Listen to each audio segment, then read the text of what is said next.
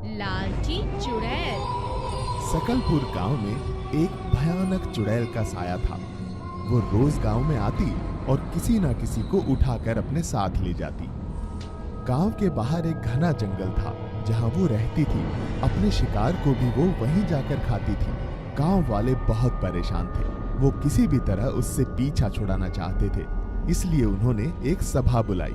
कल वो मेरी बकरी उठाकर ले गई और परसों वो मेरी दादी को उठाकर ले गई। हमें कुछ करना चाहिए, नहीं तो कोई नहीं बचेगा गांव में। गांव वालों ने एक उपाय निकाला और सोचा कि आज रात वो चुड़ैल के सामने प्रस्ताव रखेंगे कि वो रोज रोज गांव में ना आया करे। हम हर रोज एक जानवर जंगल तक पहुंचा दिया करेंगे। अरे वाह, आज तो गांव वाले मेरे स्वागत में खड़े हैं। चुड़ैल जी, हम आपके सामने प्रस्ताव लेकर आए हैं। कृपया शांत हो जाइए और हमारी बात ध्यान से सुनिए। प्रस्ताव? कैसा प्रस्ताव? जल्दी बताओ, मुझे बहुत भूख लगी है। ऐसा ना हो यहाँ कोई जिंदा ना बचे और तुम सबको खा जाऊं। गांव वालों ने सारी बात चुड़ैल से कही।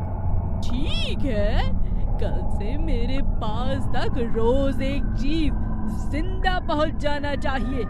याद रखना, ज्यादा होशियारी की तो पूरे गांव को तहस नहस कर दूंगी। चुड़ैल के जाने के बाद गांव का एक बुजुर्ग पास खड़े जुगनू को कहता है, बेटा जुगनू, कल चुड़ैल का भोजन तुम लेकर जाना। आज हम शरद को भेज देते हैं। जुगनू गर्दन हिलाकर हामी तो भर देता है, लेकिन वो इस उपाय से खुश नहीं था। वो तो पूरे गांव को इस मुसीबत से निकालना चाहता था।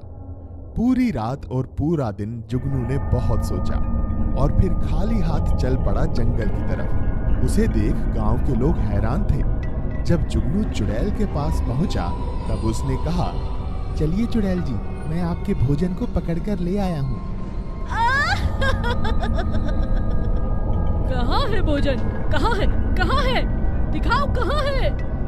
वो एक बहुत बड़ा जानवर है जिसे यहाँ लाना मुश्किल था, इसीलिए मैंने उसे नदी किनारे बांध दिया है। आप चलिए।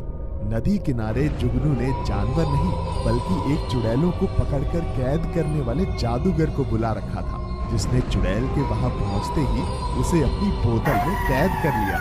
और गांव के सभी लोग जुगनू को धन्यवाद कहने लगे और उसे गांव का मुखिया भी बना दिया। खाना चुराने वाली चुड़ैल। भोरगढ़ के लोग पिछले एक साल से एक अजीब सी समस्या से जूझ रहे थे। कोई उनका खाना चुरा रहा था। गांव वालों को मालूम नहीं था कि असल में वो एक चुड़ैल थी जो उनका खाना उठाकर ले जाती थी। पुलिस को जब इन चोरियों की खबर हुई तो उन्होंने इंस्पेक्टर जीत सिंह को उस गांव में भेजा।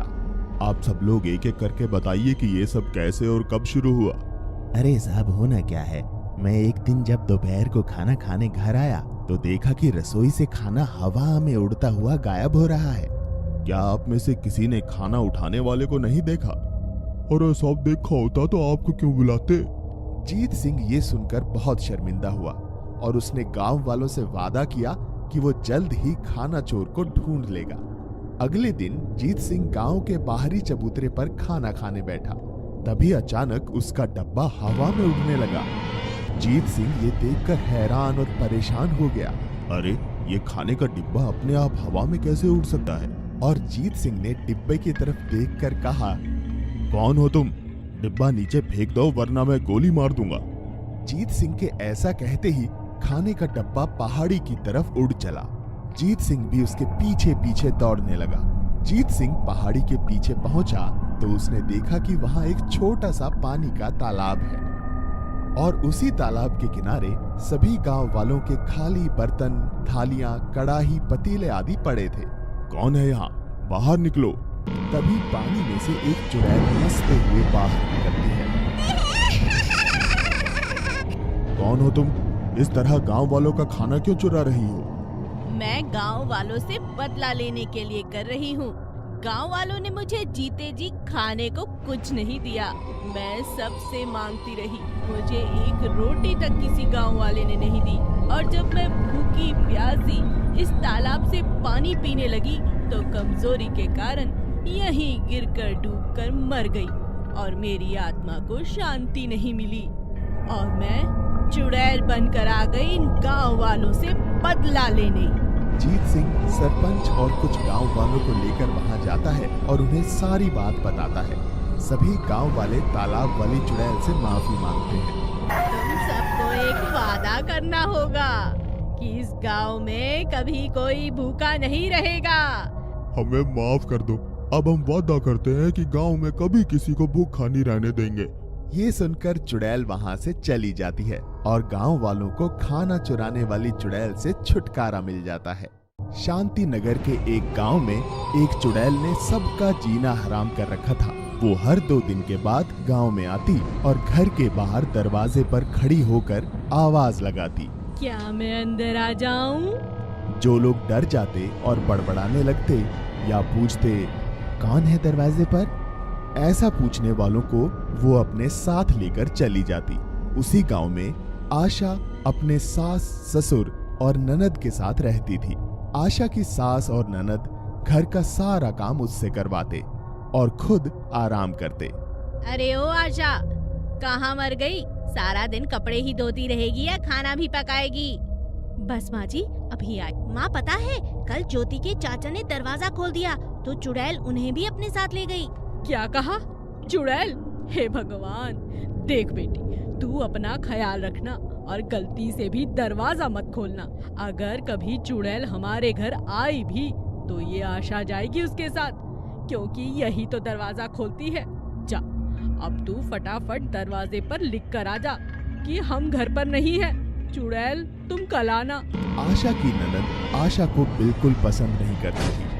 उसने जानबूझकर दरवाजे पे लिख दिया, चुड़ैल आज आ जाना, और चुपचाप आकर खाना खाने लगी।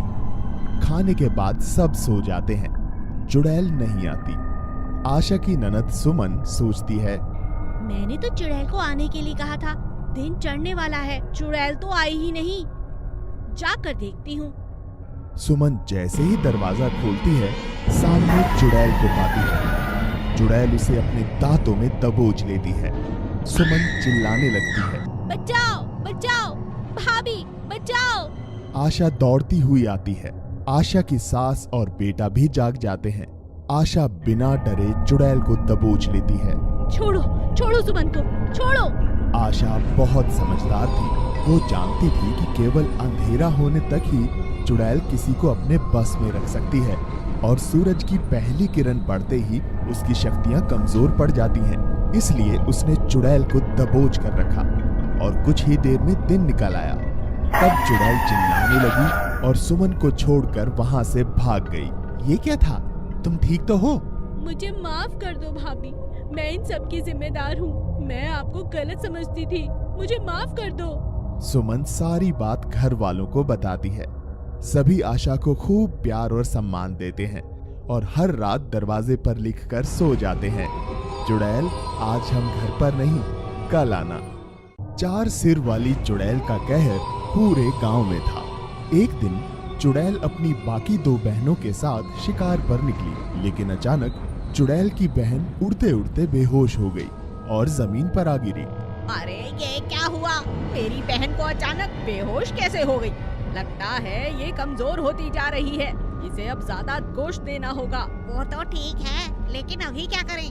चुड़ैल बहनें काफी कोशिश करती हैं, लेकिन उनकी बहन नहीं उठती और अचानक सामने से आते हुए डॉक्टर को देख एक चुड़ैल चिल्लाकर कहती है, अरे वो देखो, डॉक्टर बाबू आ रहे हैं। इस पूरे गांव का इलाज यही करते हैं।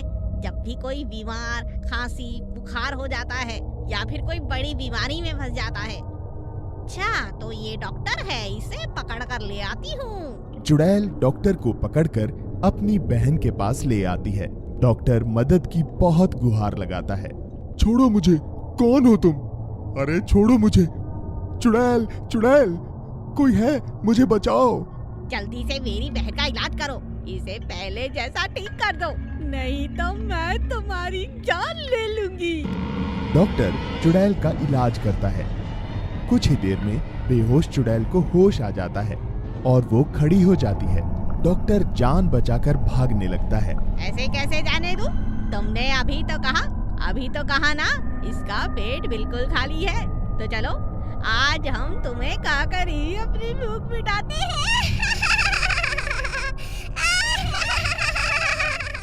छोड़ो मुझे, अरे छोड़ो मुझे, चुड़ैल चुड़ैल कोई है, मुझे बचाओ।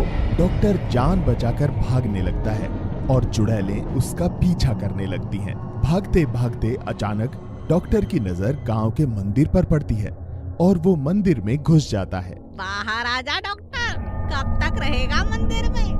अब भी तू बाहर आएगा तो हमारा भोजन जरूर बनेगा, याद रखना, तुझे छोड़ने वाले नहीं। डॉक्टर डर जाता है। मंदिर का पुजारी चुड़ैलों की आवाज सुनकर डॉक्टर की मदद के लिए आता है। तब तक डॉक्टर पुजारी को सारी घटना बताता है। लगता है अब ये नहीं सुनेंगी, इन चुड़ैलों को भगाना बहुत जरूरी है। पुजारी मंदिर में होते हवन की राख को चुड़ैलों पर फेंक देता है। चुड़ैलें भस्म हो जाती हैं और पूरे गांव को उन चुड़ैलों से मुक्ति मिल जाती है। डॉक्टर पुजारी का धन्यवाद करता है और खुशी खुशी अपने घर चला जाता है।